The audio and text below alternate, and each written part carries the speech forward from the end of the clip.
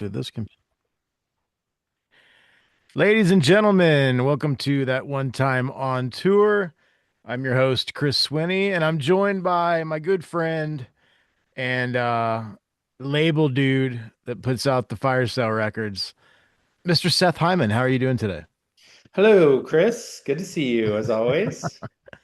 So I wanted to have you on the show. I mean, we talk all the time anyway, because we've got our hands in many pies, but I wanted to have you on the show because I know that you this summer, we've been kind of silent. The band's been working on other stuff, but you have been taking Negative Progression Records on the road. You've been doing all the work tours. You've now done Orlando, Washington, D.C., and you just got back from Long Beach, California.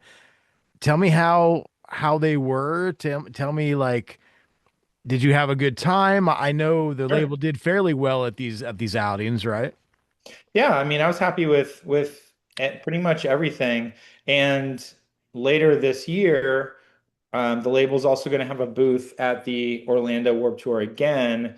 And next month, you and I are going to be going to Quebec, and Yep. the label's going to have a booth at the Music for Cancer Fest.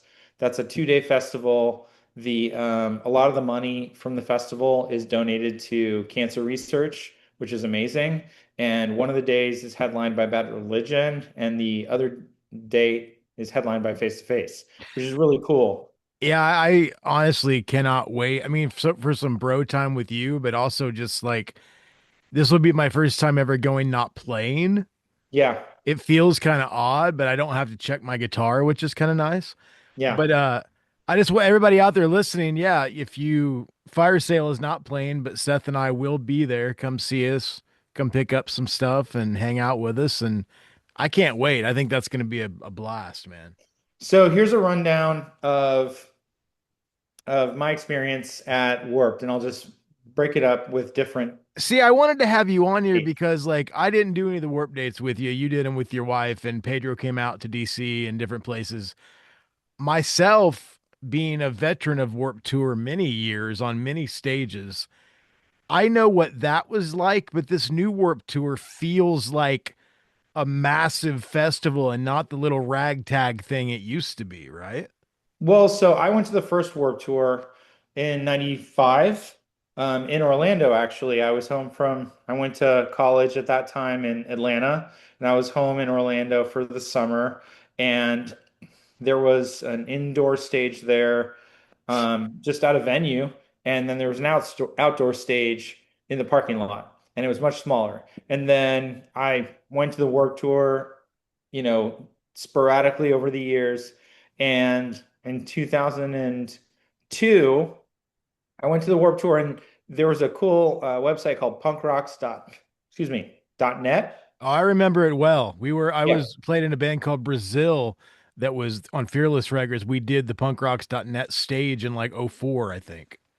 Well, you might be mixing up years because punkrocks.net Maybe I am. Maybe I'm only had a thinking of stage something in else. 2002. And Okay. so I was really impressed by that. And I was like, man, how do I get the label to have a stage? And so the next year, 2003, I was friends with the punkrocks.net people, and they said they didn't want to do it again. And I knew that the stage itself was owned by Lobster Records.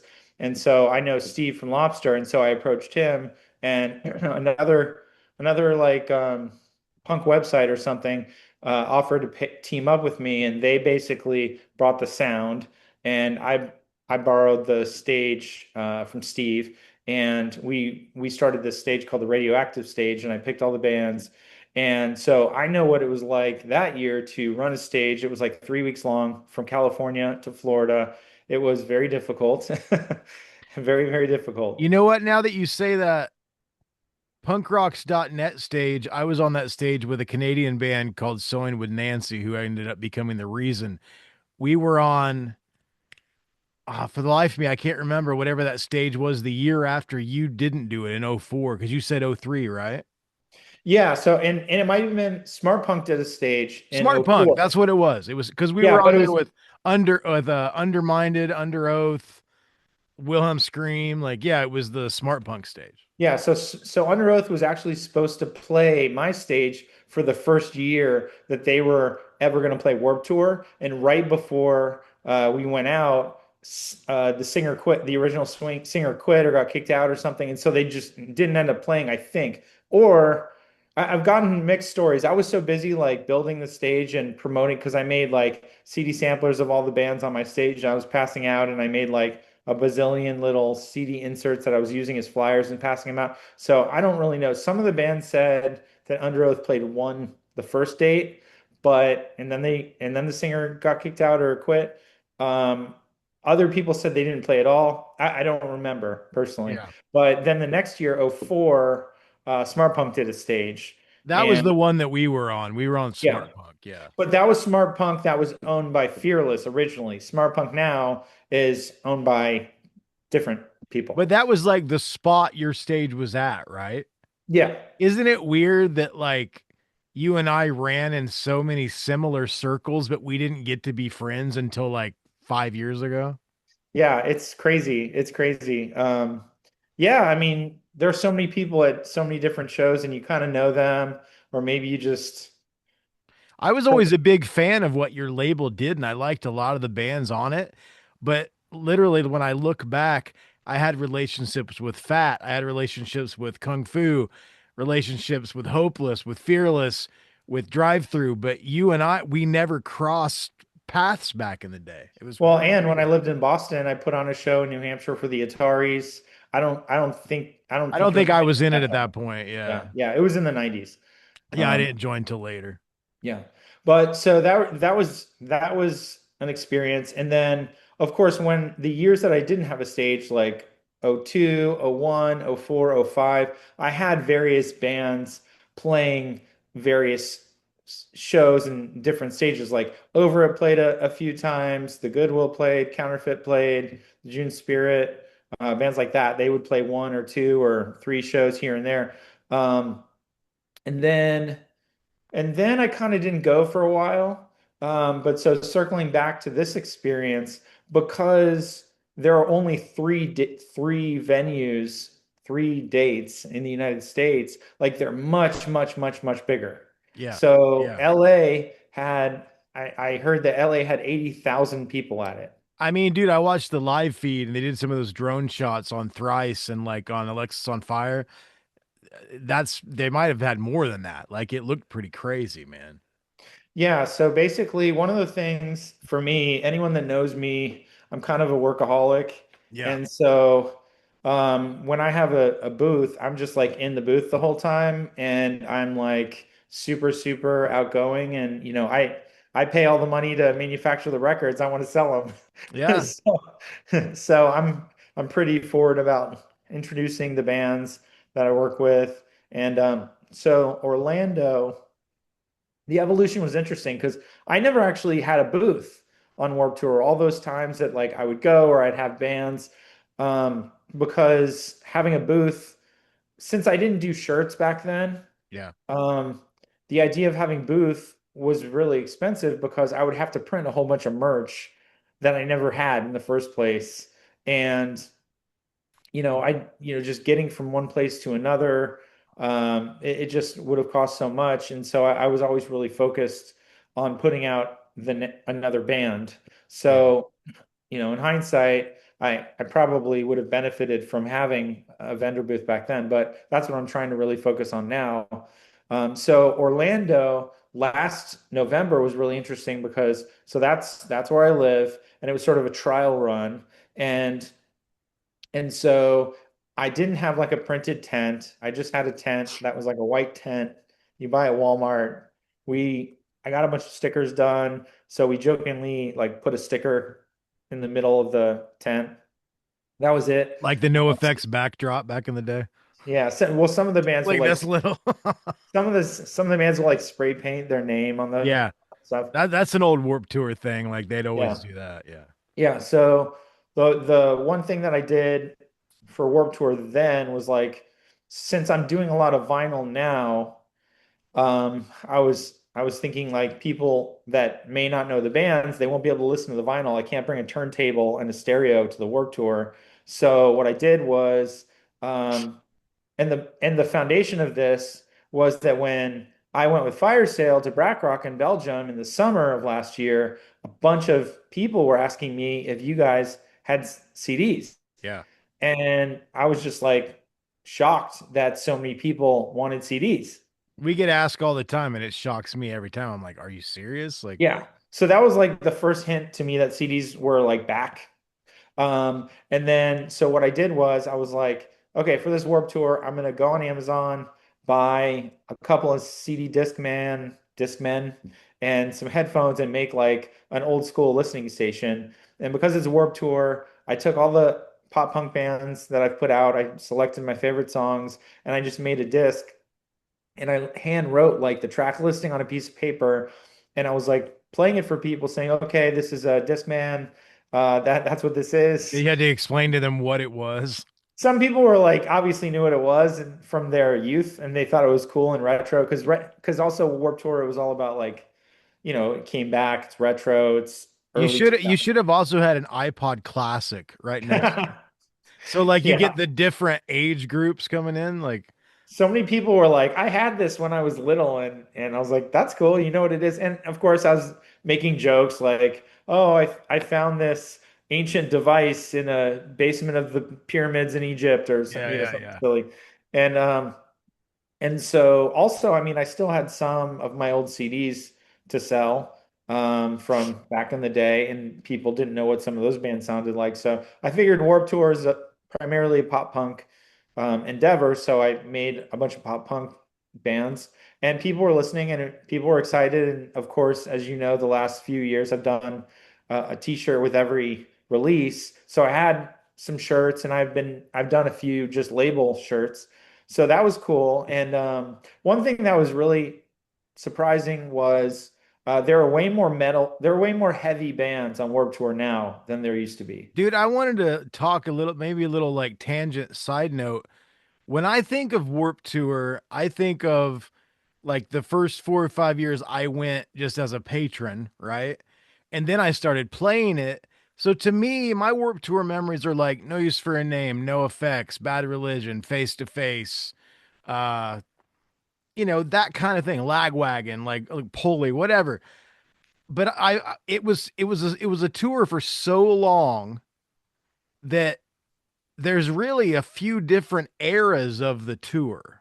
Yeah, Because the last time, okay, so I played Warp Tour in 2003 with my high school band Chronic Chaos. We were a shitty punk band.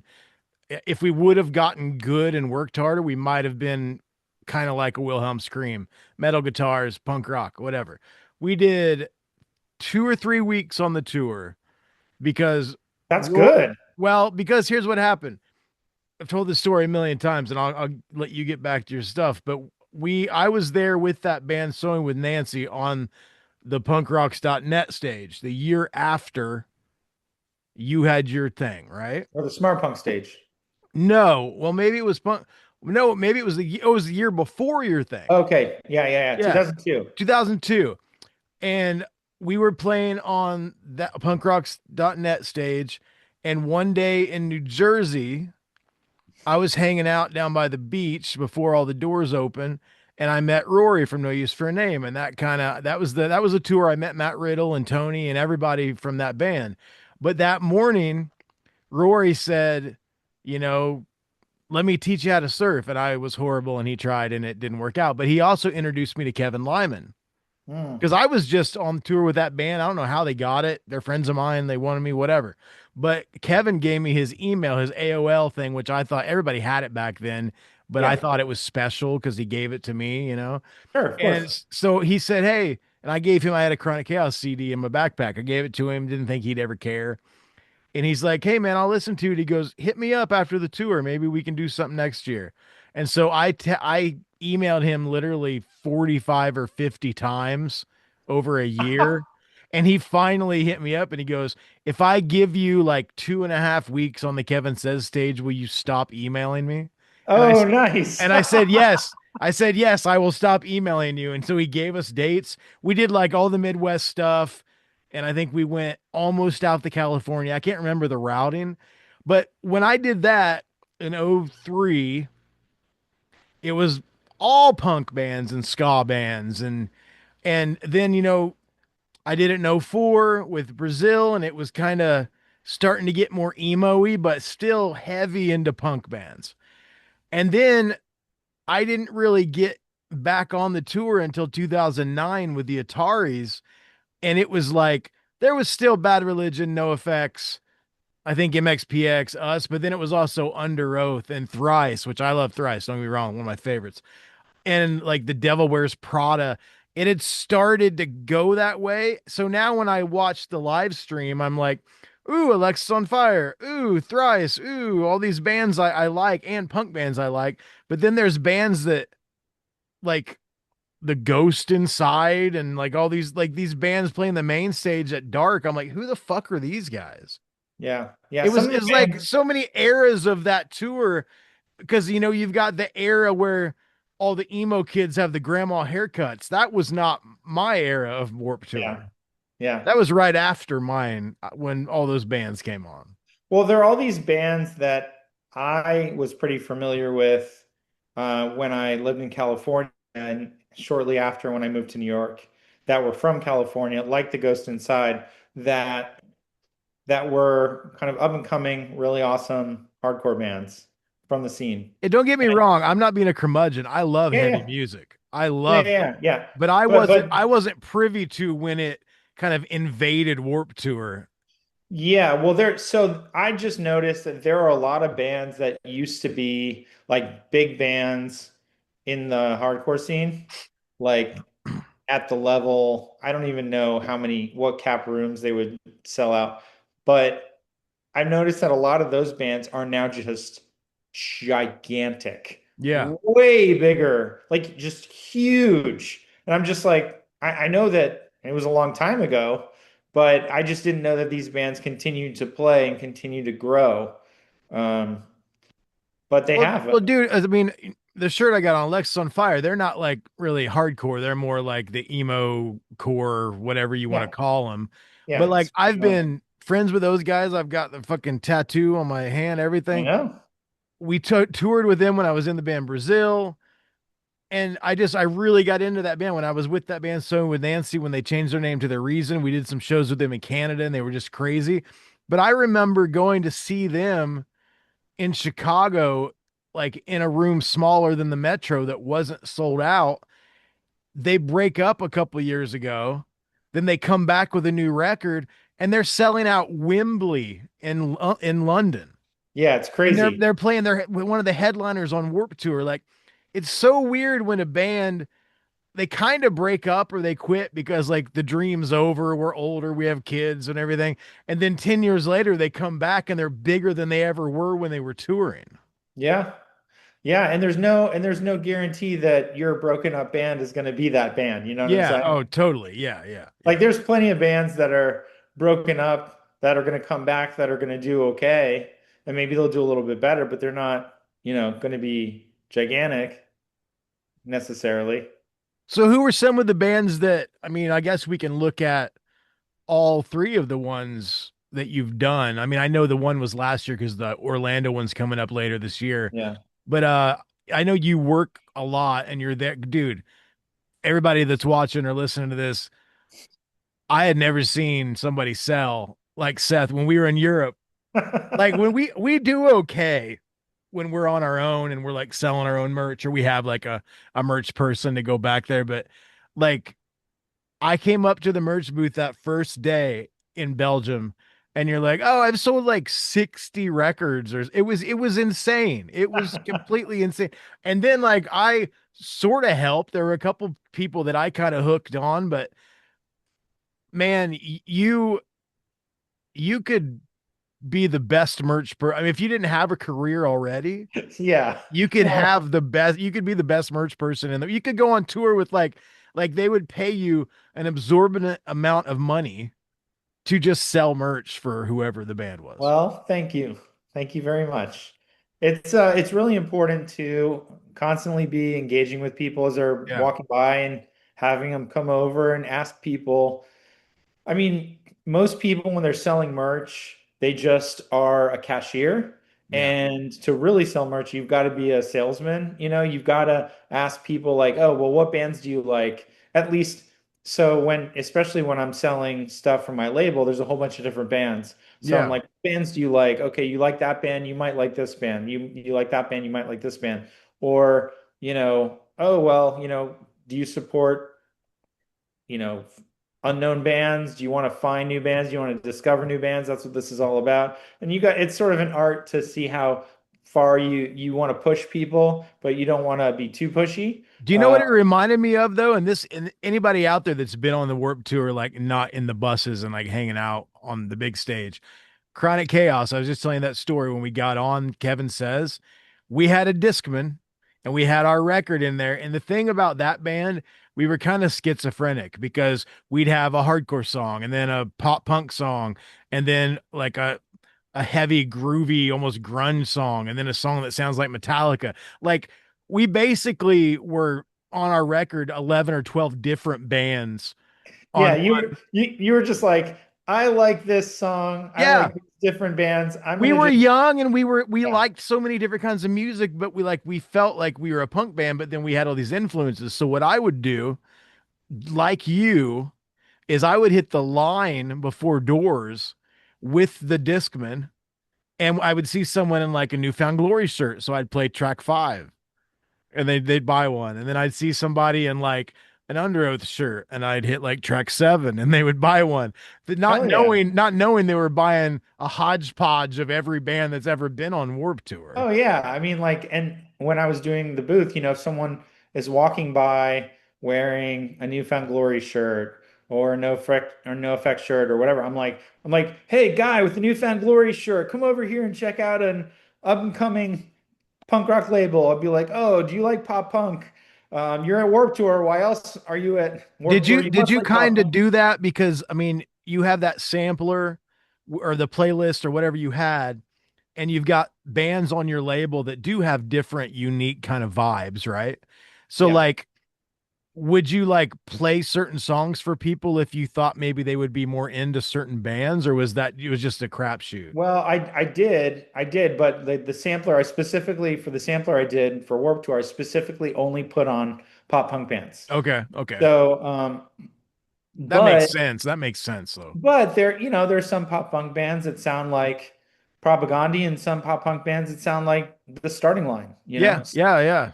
It depends. So, the one thing about Orlando was Orlando was very dusty. There was a lot of dust. And like I was constantly wiping everything down. Yeah, yeah. And it's in November, so it's not as hot, thankfully. But Good call on the bookers that do Orlando in November. yeah, yeah, no, it's nice. But when you're doing something like that for the first time, there's always you're figuring stuff out, right? Like in Orlando, I think we had a couple issues with maybe with Wi-Fi and like power connecting it, like I guess maybe I didn't bring an extension cord or something, or knowing where to plug in, and just really just trying to feel it out. It was still pretty warm. Um, but yeah, so I just would play stuff on the Discman and then say, okay, this song you're listening to now is from this record, this split with Pulley and Fire Sale, these two songs. And okay, I'd ask people, do you listen to vinyl? Do you listen to CDs? Some people are really into CDs, so I'd be like, okay, well, what are some of your favorite bands? And I'd be like, okay, well, listen to this song. This song is on this CD, buy it or whatever. And one of the things that's different is that back in the day when we were young, we would like listen to just like a snippet of a song. Yep. Maybe look at the cover artwork. Maybe there was like a written description of what the song sounded like, or like for fans of this band, this band, this band. And then sometimes you just buy it because why Yeah. not? Just try it out. And so I think that I mean, one of the I things, bought so many records that became my favorite records off of artwork. yeah. So there are some people who are like, I was trying to pitch it that way. Some people want to listen to like the whole song, they're just used to it, or the whole album. And some people are just like, I don't know. And I would say, because Warped Tour is 2 days, I would say, okay, well, take a picture of the track listing. Tonight when you go home, listen to these songs on Spotify and come back, and if you like them, buy them tomorrow. Dude, And we so, every time you went to a Warped this year so far, we've gotten a bump that weekend on our oh, stream. really? Yeah, yeah. I Cool. That's mean, good to not know. not an insane bump, but like a bump from average, definitely. Yeah. Well, I mean, so what I did was, so I am obviously featuring Fire Sale more because I've Yeah. released a number of your records, and I have three different Fire Sale t-shirts and whatnot. And and so what I learned from Warped Tour, I was like, in Orlando, I was like, okay, enough people are buying CDs. Actually, I sold more CDs than vinyl at Orlando, which was really actually every date, which was kind of crazy. But what I did was I was like, okay, I'm gonna just make an actual CD sampler and just make like 100 of them or whatever. And so I put together some artwork based on a couple of t-shirt designs that I had made for the label, and I just put the artwork on there. And I just made 100. And so my wife Liz and I had plans, and we did drive up to the DC Warp Tour, which was in June. And so that was the next level of experimentation, whereas like it wasn't in our town, Yeah. but we had to fly there.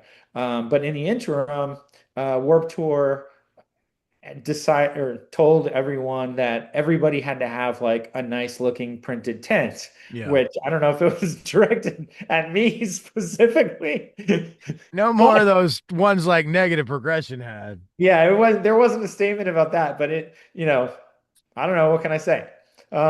So I got a nice printed tent, and I got actually a back wall printed because I thought it looks cool. From And a still from one of our videos, right? yes, yeah. So I was trying to decide what I wanted on the back wall, and I really wanted like It looks great, man. it really does. It really does. So one of your videos has a crowd scene, and the video was made by Derek and Lindsay, a really cool couple from Canada. They've done a bunch of really awesome videos for different bands, but two, I think, for Two you. for us, yeah. Yeah. And Oh, three for us. oh, three. Yeah, yeah, Because they three. did I remember Damage just off of live shit. I didn't even know they were filming. Right, right. And the most recent one is the narrative one with the superhero guy. Yeah, yeah. Yeah. So Call of the Void if anyone yes. wants to check it out. Yeah, it's called Call of the Void. And the premise is, if you are an average Joe and you want to fight crime, if you're dissatisfied with your normal life and you want to go out there and be a hero, how do you find crime? Yeah. How do you discover it? And what do you do when you finally see crime and you have Yeah, to do something? exactly. And But how no, do you prepare? How do yeah, you prepare to fight crime? you got that still, I think, from the an archaic construct video though, right? Um, y- it might have been from I Remember Damage. Okay, because both of them have black and white spots, Yeah, and I know it's kind of a black and white shot. yeah, I can't remember. But it was from one of those two. Definitely Derek and Lindsay did it. So I put their logo on the actual Oh, that's cool. That's on great. the bottom left of the back wall because I wanted to promote them. They're so great and friendly and wonderful. So the thing about Warped Tour in DC was, it's DC is like the hottest place in the world in the summer. And there was like a heat wave during it, right? And yeah, and so all the labels, I mean, honestly, there's only like four or five labels that are there. Oh, I forgot to mention one thing that was one of the coolest things for me is that in Orlando, I guess that they took the labels logos, all the labels, the four or five labels. It was like Hopeless and Thriller and SBG, I think is the name of the label. Yeah, yeah, SBG and Artery, I think, Foundation. They put our logos at various times. They flashed them like next to the main stage. Oh, wow. So that was like really cool.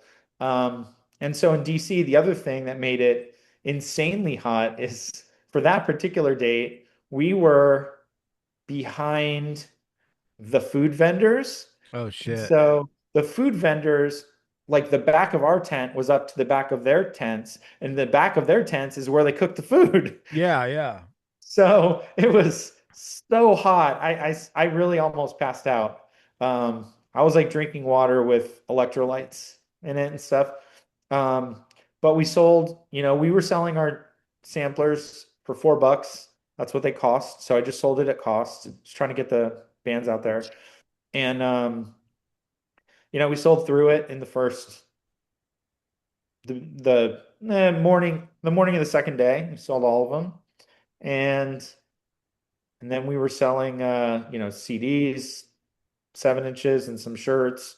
Um, and just trying to not pass out pretty much.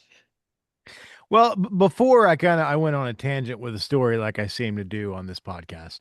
But I was asking, since you were so busy and I know how you're so hands-on when you're trying to sell, for the label, the whole DIY kind of thing, because if no one else is going to do it, you got skin in the game, so let's do it. Did you get to see any bands? Were there anybody that stood out to you, or was it mostly just at the tent?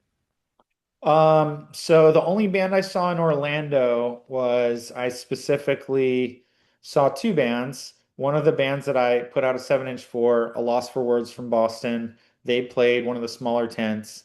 And of course, I was making sure that they had the 7 inch I put out in their booth, and I had it in my booth, and I had merch. I made a shirt for them and stuff that I was selling, and so I was kind of like running over to where their stage was, which was a smaller stage, but it wasn't near the record label row. And that's also one thing that I've noticed, that where the record label row is also makes a difference in like what you sell, obviously. Yeah, So yeah.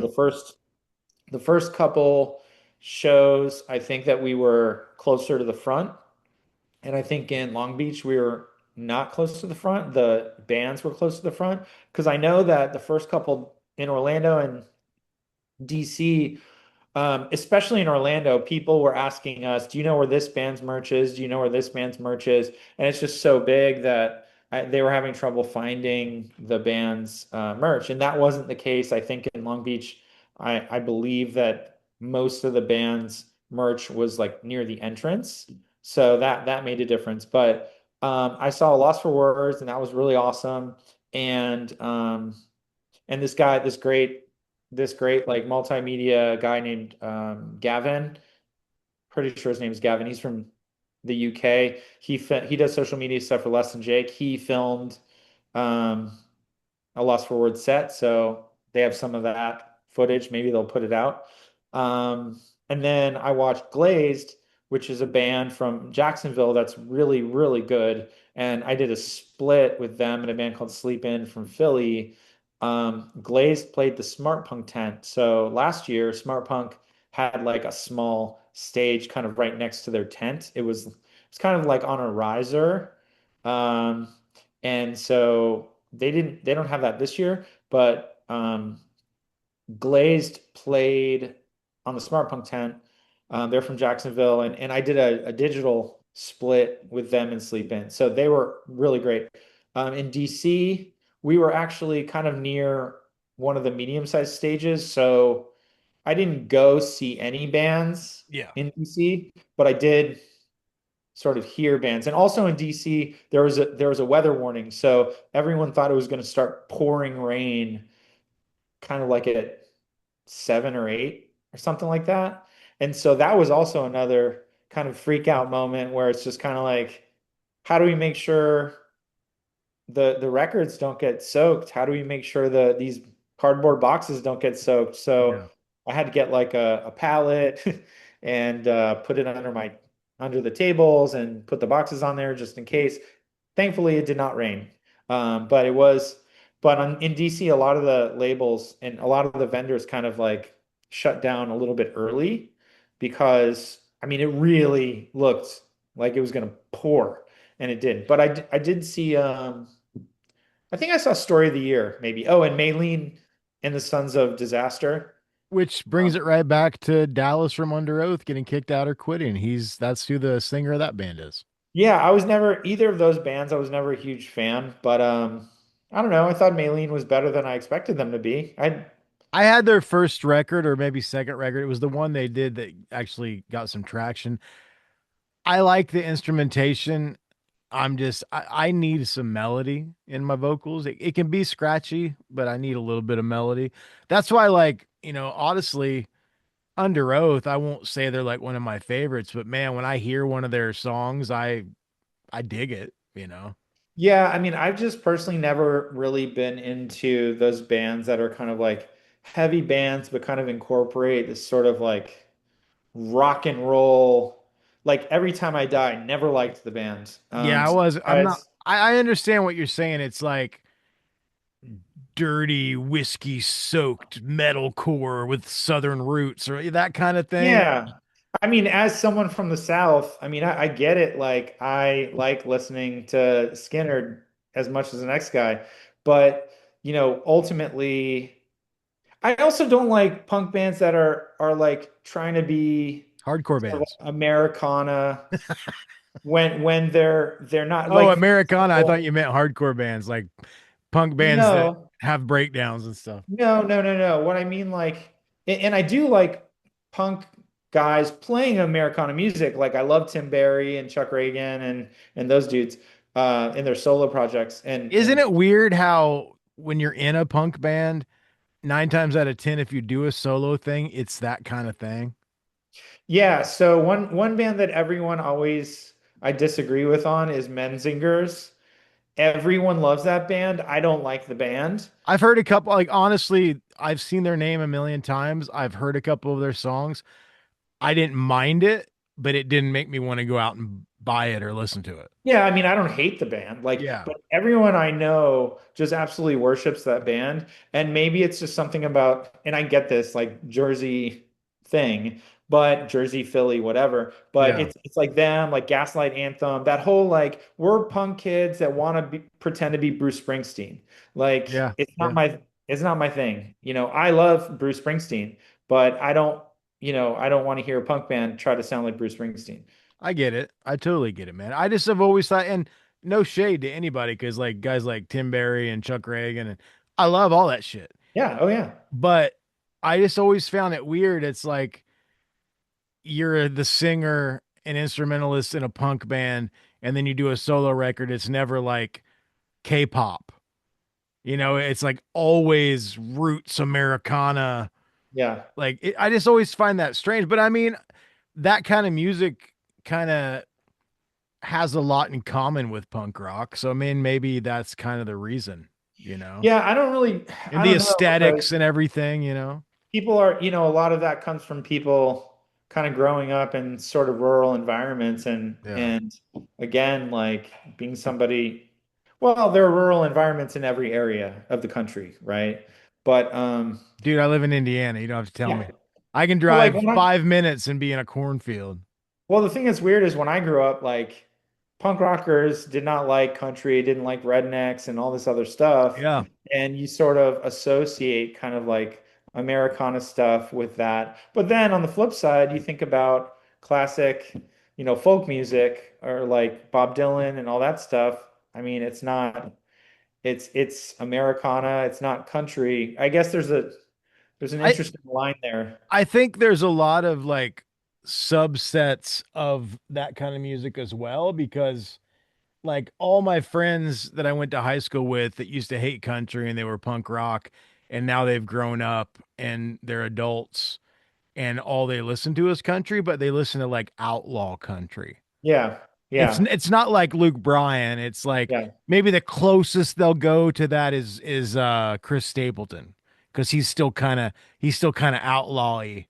It's like Well, I guess it's kind of like how a lot of, I don't know, at least our age, I feel like before I got into punk rock, I was really into the edgier heavy metal stuff, yeah.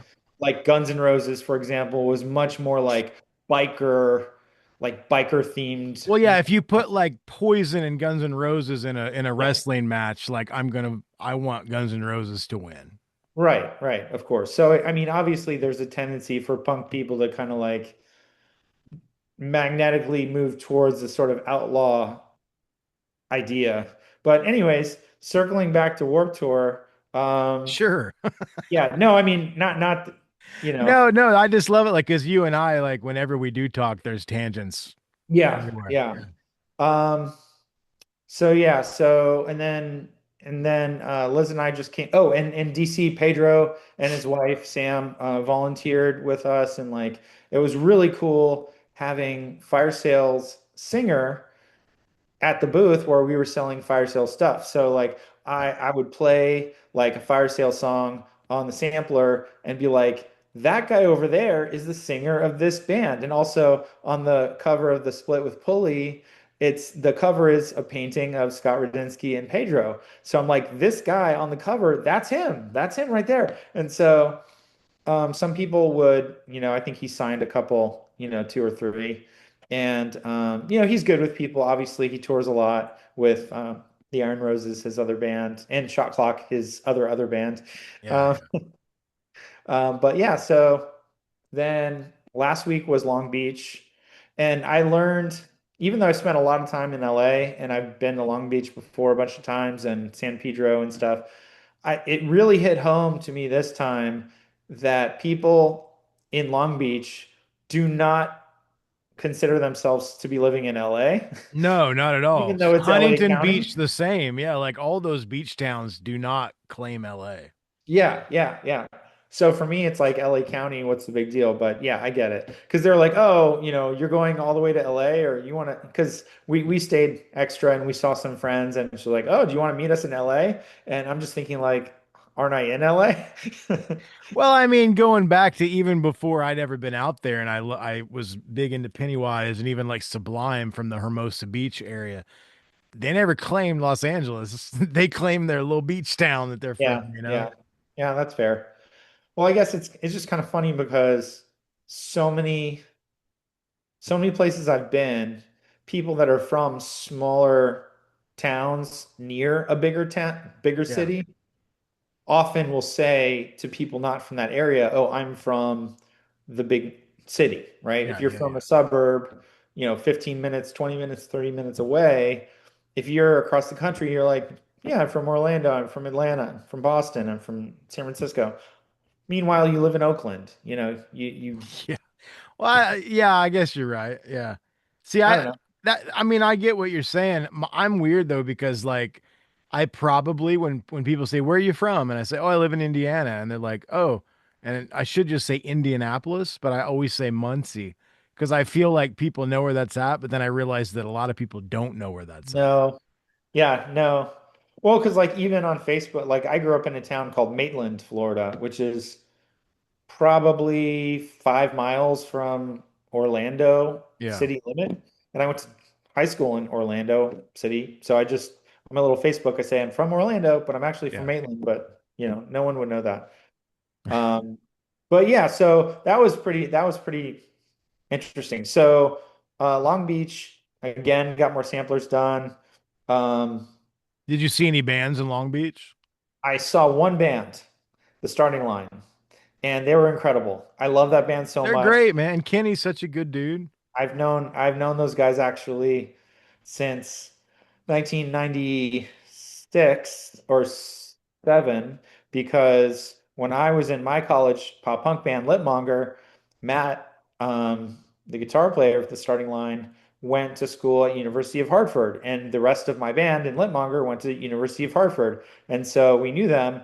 And when they used to be called Sunday Drive, and Kenny came up one time. I think he was like 15 or 16, came up to visit Matt and we hung out a little bit. I got, the demo Sunday Drive and like they were so cool and I was thinking, "Oh yeah, maybe we'll play together." And eventually I just followed their transition into the Starting Line and they're the nicest guys in the world. They're one of the best bands ever. That's I just another love it. band where like they were of a certain level of success in the drive-through years. And then I'm not sure because I haven't followed him very closely. I think there was a gap between records, right? Yeah. Because now they're like one of the biggest things ever. I mean, people wearing starting line shirts and like I saw this thing on the internet with Kenny doing acoustic songs and people were freaking out. Like they're another one of those bands where like somehow they escaped the curse of, because you know what I mean? Like at one point, emo kind of went the way of hair metal, and now it seems like it's back, or at least the big bands of that era are making comebacks, you know. Yeah, I mean it's definitely and there's even bands that were like working hard and maybe not that big back then that are actually, filling up a room and it's fun for them. They're not gigantic, but they're having a good time and a good experience. But like the starting line, their first record was so successful and they were like, a big part of the success of Drive-Thru along with all the other, great Drive-Thru successes like Midtown and New Found Glory and, Something Corporate and whatever. Finch, Um, Finch is a great band. Pinch, of course, one of the best records, one of the best screamo records in What my it opinion, is to burn, I still listen to it all the all the time. time. Yeah. All the time. One of my favorite records of all time. Um, but like the record after that, with the film camera on the front, Yeah. I wasn't super into that one.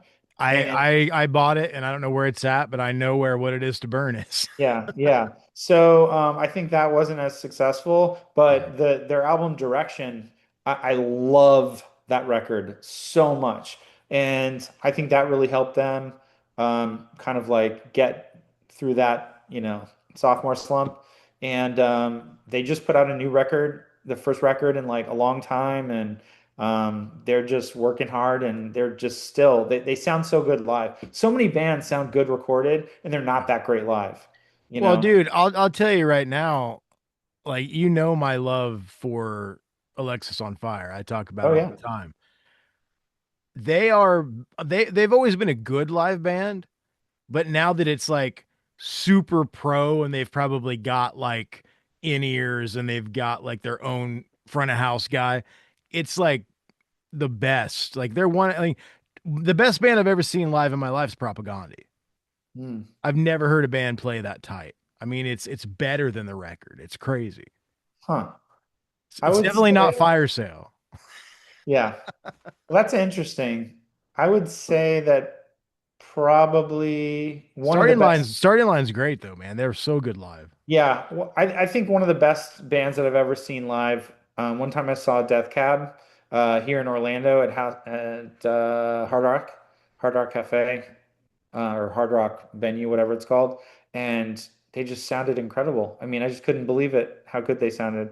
That's another problem with like, I mean, sure, it's punk rock to sound shitty, but like Well, there are some is it venues, though? I think I people don't that know. say that are just people that can't play their instruments.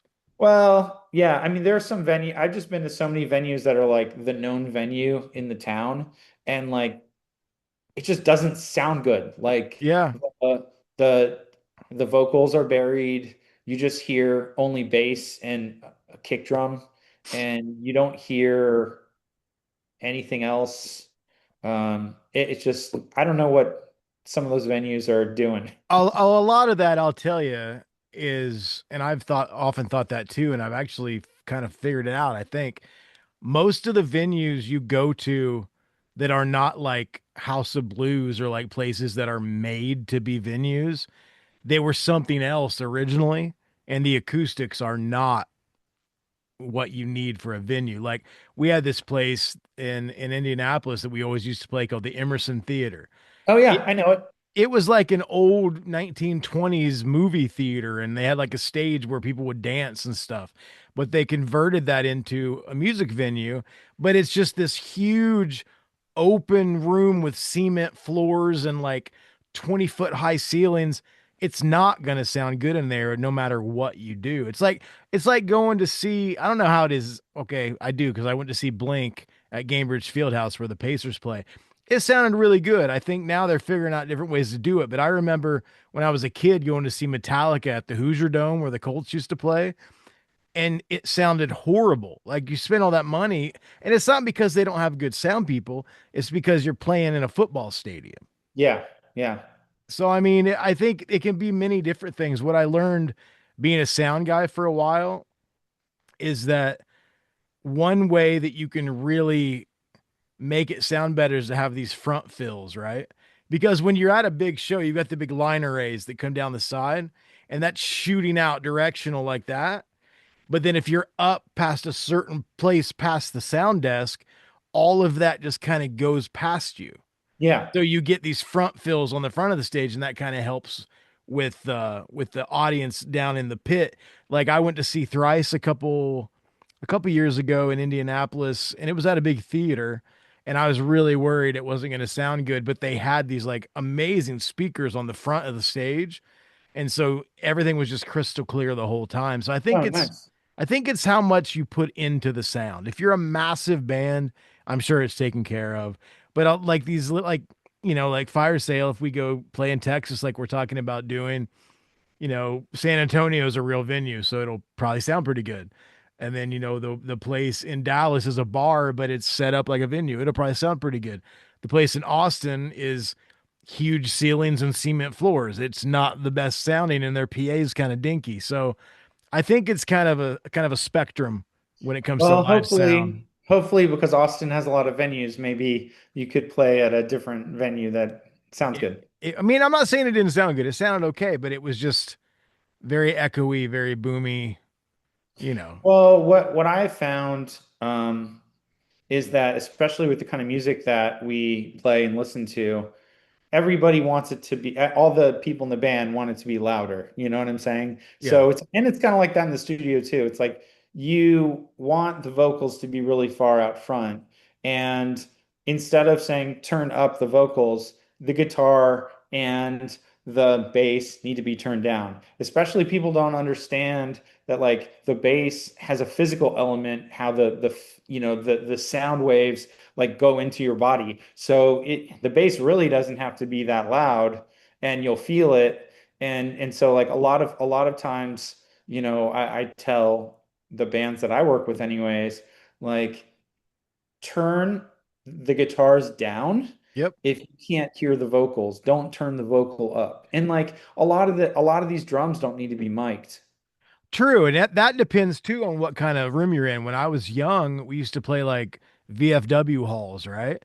And a lot of those places, the people that were running the sound, like in the other bands, they'd want to mic the drums, and I never let them. I'm like, dude, this is like the size of my living room. We don't need to mic the drum. We don't need to mic anything but the vocals. We just need Right. to get everything set correctly. And that, back to your point with being loud, it took me a long time to figure out because I started doing sound. I went to school for recording and live sound that you want your front of house engineer to have like headroom to control where you're at. So you want a nice low stage volume. Right. So then he can make it louder. He can do whatever. Right. People just get up there and crank their amps. It's like, it doesn't sound better. It sounds shitty. Yeah. Yeah. Well, that's thanks to Spinal Tap or something. Yeah. Um, So I tell you what, we're getting down to, I like to keep these things about an hour. I think we're a little past, but I want to ask you, there's a lot of cool things happening with the label. I'm super excited to go spend some time with you in Canada and see all our friends up in Quebec and sell some NPR goodies. But what's coming for the label? Give me the layout for like now till the end of 2027. What do you have on oh the books? gosh. Everything on Well, the books. like one thing I'm excited about is that you have a split coming out with Yeah. the Core, who's an incredible band from Canada, from Vancouver, BC, and the artwork was done by Mark DeSalvo, and Mark DeSalvo has done other records for you Yep. and for Gone Stereo, and Holy.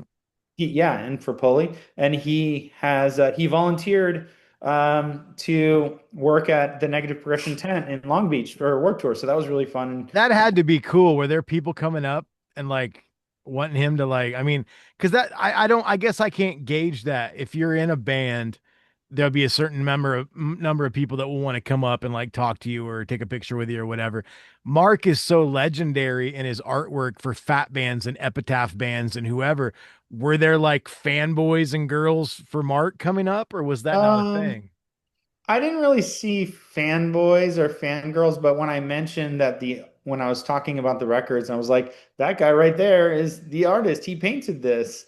And everyone was very impressed and was pretty excited. And my friend Kirsten also um, helped volunteer, and I've known her for a long time since I lived in New York, and she lives in LA now. So that was really fun and nice for her to be there and help me as well.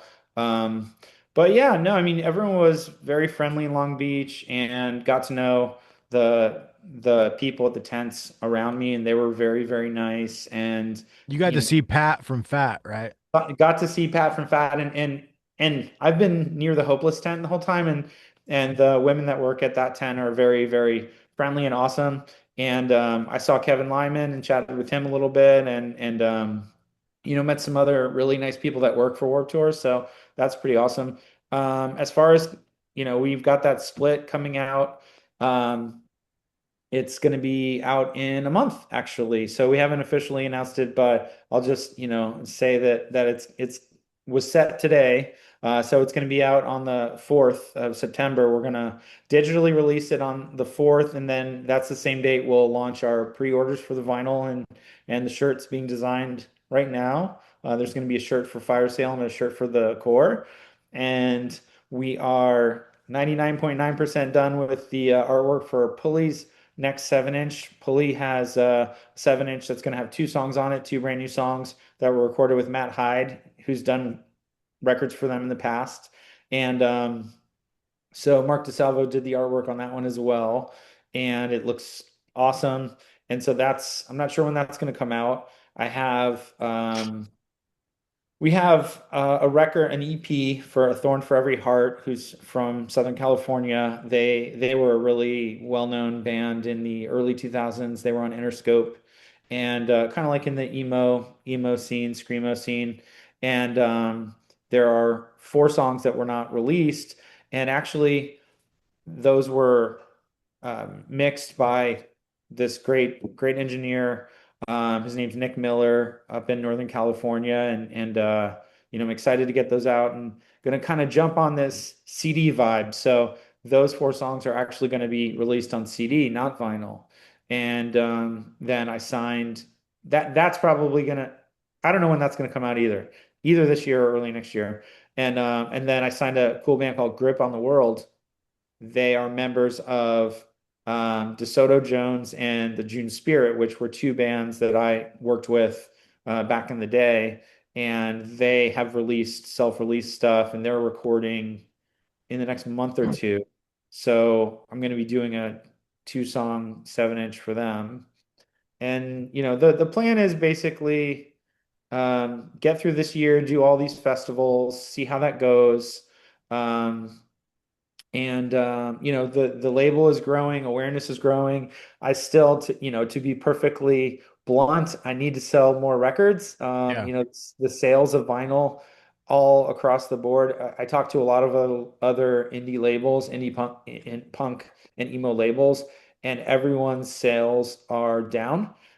People are listening to music on the streaming services, but even vinyl, it appears that with the rise of CDs, vinyl is becoming a little less popular now. It seemed And like so, vinyl kicked off during the pandemic and now it's kind of dipping a bit. yeah, so basically the inventory is stacking up a little bit, so trying to sell that stuff. But there are a few records that I released a long time ago on CD that people have been interested in that I'm going to repress. Like this band, The Subtle Way, who's a really great screamo band, sort of like Poison the Well or Grade or Early Cave In. Um, or the Rise Records type stuff, Under Oath, and they have gotten a lot of steam, sort of, I guess, just through Spotify and the algorithm. So people seem really interested in their EP and full length. So I'm gonna repress those. And there's another band on your label that we both know really well that's working on a full length. Yeah, Fire Sale. Yeah. I Yeah, was Fire just Sale's working on a full right length. before right before you came into the Zoom, I was listening to one of Riddle's songs and I listened to one of the songs that I wrote and I'm so excited to get them started because I feel like they sound like Fire Sale, but they're evolving a little bit. And I'm not like saying oh, the songs are great. I like them. The band likes them, But I feel like even with these two songs that are coming out on the core split, it's classic Fire Sale, man. And I hope people really, So the really new like them. stuff's not all Americana. No, the new stuff is there. There's a really heavy stuff. There's really fast stuff. There's poppy face to face type stuff. It's across the board. There's a lot of really good stuff, and I hope that it right now there's no vocals on them, so hopefully we still like them I'm sure after we we will. get vocals on them. So the thing is that obviously we don't, there's no time pressure Yeah, on bands in on my label anymore. Bands take their time. They record when they record. They release stuff when they release. Most of the bands aren't, nobody's touring full time. Most of the bands are doing a couple weekends here, a couple weekends yeah, there. That's one of the things that I think my label is a little bit different than other labels. Some bigger labels, they still want their bands to tour a lot. And obviously, there's a direct correlation. The more shows you play, the more records you're going to sell. Like, obviously, for example, right now, Pulley is touring Europe. And last month, and that's going really well, by the way. And they're touring with their opening band is Horace Pinker, a band I really, really like a lot. Dan Viklinski from Rise Against and 88 Fingers Louie is their tour manager. Oh, really? Horace Pinker. Yeah, I saw today on Facebook that he's like driving him around in the van and shit. Nice. Yeah, they're from Chicago, so that makes sense. Yeah. And last month, the Core toured Europe and supported Strung Out, and the month before that, they toured Canada and supported Ignite. So there's a lot of activity, and there's a lot of bands that aren't on my label that are putting out new stuff that are on other labels that I really like, that I'm friendly with, and so I'm excited about just hearing bands that I like putting out new stuff. So it's Yeah. very cool. A lot of people are active, even though there's not this pressure to tour all the time. But it is still a challenge there's still this barrier between, bands that have booking agents that can package up and, really tour a little bit more effectively. And there's a lot of up and coming bands that are kind of middle sized or small to middle sized that are having trouble because there aren't enough booking agents. Yeah. Um, there aren't booking agents that handle small to medium-sized bands because it's not really financially beneficial. Yeah. If your band is not touring full time for a booking agent. I understand that, but what a lot of the bands need to go back to, and what I'm trying to kind of foster with Fire Sale in a limited way, is bands taking more ownership in their booking their own shows Yeah. and doing the whole show trade thing. I mean, I talk to Maddie from Gone Stereo about this all the time, like doing show trades. That's what we always did back in the day. We did And too. Yeah. bands when in the 90s and 2000s, we couldn't wait to play out of town. And you don't have to be touring a week or 2 weeks or 3 weeks. You can just be like, you know, play a few weekends here and there, a couple hours away, you know. I wanted to get your thoughts on one last thing and then I'll let you go. Now, the thing that's been kind of weird for me is like, okay, so Fire Sale started during the pandemic. We became like a real band. You got involved. When we play the States, the few times we have, it's been good.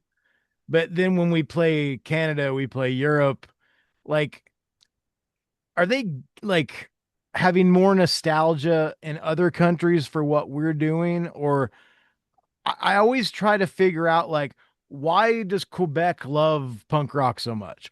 Yeah. Why does, Central to Western Europe love punk rock so much? Like I and I don't really know why that is. I love that that's a thing. And we've had all kinds of like hits in Japan and stuff. Like I think we could go many places and do really well, but I don't understand like is it because everyone looks to America? And I'm not saying that in a derogatory way, but like, they watch our TV shows, they watch our movies, they listen to our music. And then of course, there's great bands and movies and TV shows from other parts of the world, but there's that American influence kind of thing that you always hear about. I mean, I don't if I knew the answer to that, then I would You'd be then a the city of millionaire. America would be. much better because I would do something to mimic them. But I think it's a bunch of different things. I mean, don't forget that the population of Canada is 10% of the US. The population of England is 10% of the Yeah. US. The population of Australia is 10% of the US. So like, I mean, not Australia, but like in a lot of places it's condensed. Like geographically, there are more people in a smaller area. Obviously, Europe as a whole is, I don't know, what is it, two-thirds the size of America? I'm not sure, something like Yeah, that, it's I mean it's not it's way as far as smaller. population. Yeah, But yeah. like, but look, those countries, they support the arts more as a governmental policy, Yeah. and so they have the government pays. I know in Canada, the government, we've talked about this, the government, provides money to some of these music festivals. Dude, my friends that I toured with all the time, the reason who used to be sewing with Nancy, all of their videos were through grants from the government of Canada. Yeah. So, I think people are just generally really excited about not that people aren't excited about art here, but when you're like living so far away and you have to drive, 2 or 3 hours away to get to a show, it's a little bit different. Yeah. And also, I mean, I don't know. I just really feel like, at least in America, in the last couple decade or two, people really have just forgotten how much work we used to put into promoting our shows. Yeah. Like, you don't, everyone has got to do everything humanly possible. And when the internet came out, especially with Facebook, when social media started, it really like screwed a lot of stuff up because people, instead of doing, all the physical promotion here and all the social media promotion here, they just shifted from here to here. And Yeah. instead of like expanding the circle to include everything. So you have, like obviously when we were young, you would go to a show and you get flyers for a few other shows. Now people, just put a Facebook post. The Yeah. bands, let's be honest, almost every band does not promote their shows like 1/10 of what we used to do to promote our shows. And so the bands aren't promoting their shows adequately. The promoters are not promoting their shows adequately at all. And then also the promoters are covering the bands. Bands get mad because promoters have ticket buys, but promoters have ticket buys because the bands don't promote their shows. Yeah. And the promoter like will put a band on a show and then like five people show up because they didn't work hard. I mean, when I would put on shows and I was in bands, like I would work my fingers to the bone to go to every single show. I literally would drive hours away to flyer a show in my town in hopes that people there would come to my show. And so like everyone, We used to make days out of it. We would all grab flyers and we'd all hit different cities, different towns, different schools, whatever. yeah, I mean, you got to think about it. A band has four or five people in it. If, you have one promoter putting on the show, the band has four or five times the amount of ability to like work on their promotion. But let's face it, we all know like every band has one or two people that work real hard and one or two people that just do nothing. Uh, Yeah, so what are you gonna do? we know that. But I've been the guy in every band I've been in that's done stuff. yeah, it's almost always the drummer and the bass player that like work real Yeah. hard. Well, no, I would. The funny that you say that this is kind of out of nowhere, but so Eric, who played with us in Europe and Canada, he's got punk rock bass players, the group on Facebook. I got like 100,000 users or something. It's crazy. And Yeah. then our drummer Matt Morris has punk rock drummers, and it's got like 40,000, whatever. I started around the same time because we all kind of talked about it. I Yeah. started a punk rock guitar players, and I got up to 300 members, and I closed it. Because dude, and I want to like the bass players and the drummers, no offense to bass players and drummers, I love them and I love mine, Riddle and Eric and Matt, everybody. But it seems like they kind of need community, and guitar players just think their shit doesn't stink, so Yeah. they don't want to like, because I remember I'd go, and now there's another one. There's another one that has like I think 4,000 members now or whatever. Because somebody started one after I started mine, and then they asked me if I wanted to be moderator, and I was for a while, but then it became this thing of so much spam and weird crap. I just bowed out. But it's just I don't think guitar players. I would go in there and go, "Hey, what's everybody's favorite punk rock guitar player? What kind of amps are you using? Is anybody using modelers?" Like I'd go on there and try to like do the same shit that Matt and Eric were doing, and they're getting 100,000 people saying something to them, and I'm getting one like from like a dude I know down the street. And you know why? Because no one's ever expressed that much interest in bass players in the history of the world. And they're so excited. They're Well, like, I mean that you're making a joke and like I that is funny and you're right, but I think that's what I'm saying. Like bass players and drummers, I think they need that like, oh, we all like the same stuff and we all do the same thing. Let's talk about it all the time. And I think that's amazing. And yeah. I thought I would have that with guitar players, and maybe I'm just not the guy to run it. I don't know. But because I'm not going to take away from the new one because the new one's got a lot of members. But I just remember feeling so like, why do you guys why are you doing so well and mine has 300 members and no one ever posts unless they're posting their band? Imagine how few members punk rock singers would have. uh, it would have the person that started it. That's about it. You should have punk rock labels like president groups. Well, we all do know each other and Yeah. chit chat. We all commiserate. Actually, Bridge Nine Records, Chris Wren is an old friend of mine, and they just had their 30th anniversary this week. And actually, I had my 30th anniversary as well around this time. It was in Ju July that I, put my first record on sale when it was a Litmonger 7-inch, and I put out a music project that I did before Litmonger 30 BC, and I those were my first two 7-inches, and they went on sale in July, early July of 1996. But Chris Wren did a post about his first release, and he showed me that their first ad. He sent me a picture of it. It was in this old hardcore fanzine called Heart Attack. I think it was put out by Ebullition in California, and his first ad for that record, it was Tenfold and Sum of All Fears split. The first negative progression ad was right above his first ad. And that was when I put out those two 7-inches, 30 BC and Litmonger. And it was just crazy because I lived in Boston. He moved to Boston from Connecticut. I moved to Boston from Atlanta. And it was just we were in the same scene and we were friendly and it was just kind of a full circle moment. So that's pretty Do you cool. have any of the Lipmonger 7 inches left? Yeah, I have a few. I have a few. I might have to buy one of those from you. No, I'll give you one, but you can listen to it actually on my YouTube page. Someone like uploaded all the 7 inches to YouTube, and like I made a playlist, but one of them's really funny because obviously it was like 1996, so it was just like a drawing and a photocopy at Kinko's on colored paper, right?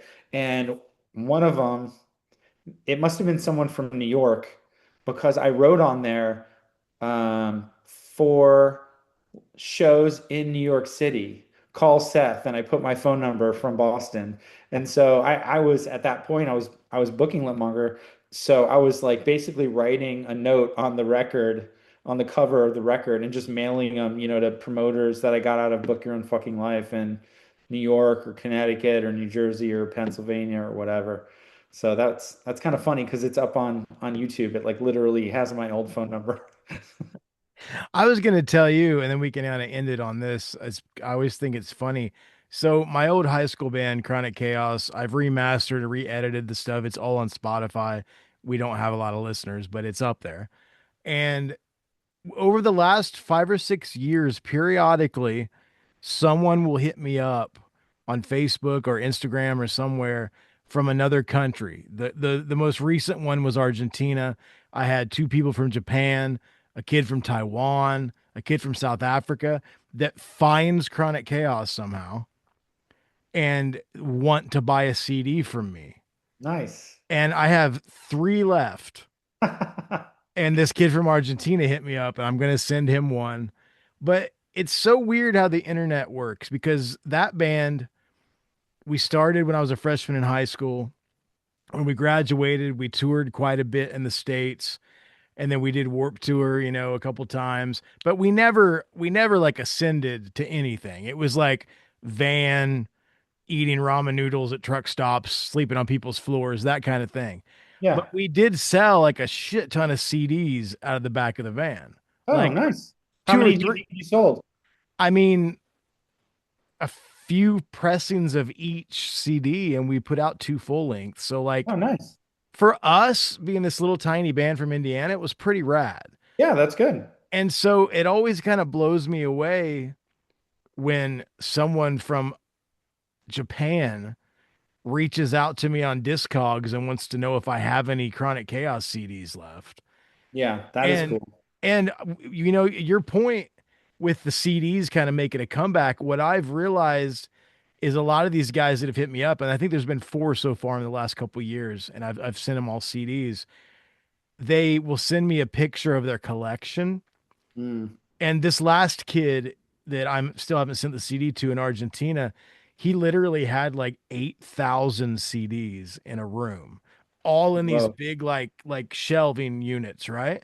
Wow. And it's crazy to me because I mean, I've got my CD collection. I've probably got two or 300. All the cases are gone. They're in one of those big Case Logic things like you used to take on the road. But there are serious punk rock CD collectors out there. And I think, your whole thing, like I love vinyl. I hope that one day I can put the fire sale 12-inch on my wall. Like that's what I want. But I think CDs are making a comeback. Cause I mean, dude, I hadn't gotten rid of a Chronic Chaos CD in fucking 20 years. Yeah. Well, I So think I think what it is that it's both. It's going to be both. There's some people that will like vinyl and some people that will like CDs and some people that like tapes. I mean, I saw this video of Ian MacKaye talking about when he realized that CDs took over for tapes, and it was when Fugazi Instrument came out, and they, I guess, had pressed something like 20,000 or 25,000 cassettes, and they were just selling so many CDs, and they had only sold like 10,000 tapes. And he was like, yeah, tapes are over, cassettes are gone, it's done.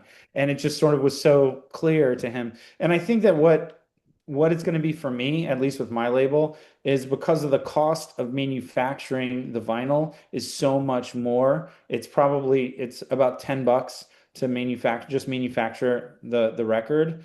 And let's say it's a full length, right? So it's $10, you sell it for 25. So there's a good profit. But when you have a CD, probably if it's, costs like $3 or $4 to make with a small run, and you sell it for 10. So you actually make more profit off of a full length in vinyl, but it costs more. So I think for me, yeah, what I'm probably going to do is that if I'm in a position where, and I like signing small bands as well as big bands, but if I get more opportunities to sign bigger bands, of course, I'll mostly do that. But basically, like, I'll probably start by pressing a limited number of CDs for newer bands, see how those sell. And for more well-known bands, I'll do vinyl yeah, because it's more of a risk. Because obviously, every label has a story or multiple stories of, you sign a band, they've released multiple releases before you sign them, they've played a lot of shows, they look like they're really committed to their band, but what they don't tell you is that the last 2 or 3 years they've been arguing with each other, or a couple of the members can't stand one member in particular, and then you put out the record, they play their CD or their vinyl release show, and then the next day somebody quits the band. yeah, Or somebody gets kicked out of the band or something like that. And so, ultimately that really hurts the label so much because we invest all this money in manufacturing this stuff. And then, it's very difficult for a label to sell a record for a band that's inactive or broken up. Yeah, yeah, So that's that every indie label has multiple stories like that, as do I. So yeah. my plan is that if I sign smaller bands, ideally in the future, I'm probably going to do like a limited number of CDs and see how those sell. And if the band takes off, then I'll do vinyl. If it's a band that's well known, I'll do vinyl first and CDs if they want both, and just take it from there. Well, Seth, I've had a wonderful time chatting with you. It's weird because we chat all the time anyway, but now we're doing it on a podcast. But Yeah. I can't wait to go to Canada with you and see our buddies in Quebec. And I'm just happy that we're friends, man. Oh, that's so nice. And I'm super happy we're friends. And I'm so honored that you asked me to be on your podcast. Second time. This is your second I interview. know a lot of people deserve this wonderful experience. And I know a lot of bands want to be on your podcast, and it's a great way to kind of have this cool discussion and amplify what we're Yeah. doing. So thank Well, I you. just I just wanted to have you on again because you've been doing really cool stuff and you're a good friend of mine and we always have good conversations. And I mean, people know now that are fans of the podcast that I've kind of tried to kick it back off again, and I've determined that I'm not just going to like chase these big punk rock guys. Like, Randy from Pennywise is going to come on. Like, I've got a bunch of people that are going to come back on, but I don't want to really use it as like, hey, tell me about your new record. Like, I'm not just I just want to I want to have fun and talk to my friends and talk about things we care about and I've got enough listeners that hopefully they'll stick with it and it's going to be a little bit different than it used to be, but so far it's going great.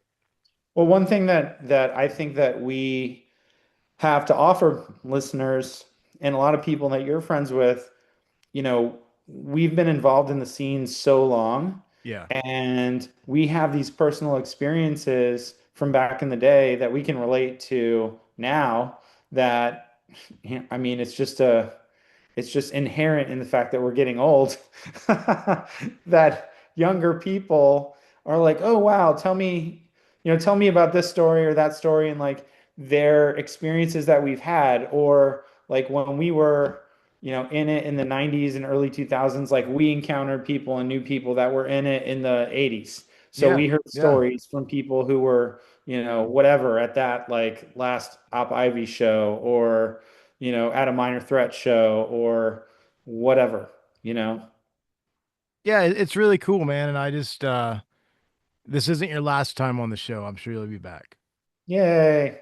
So So thank you again. yeah, thank you very much. And like I said, I can't wait to take our little trip to Canada. It's gonna be fun. Awesome. Cool. I'll talk to you later. Peace. Bye.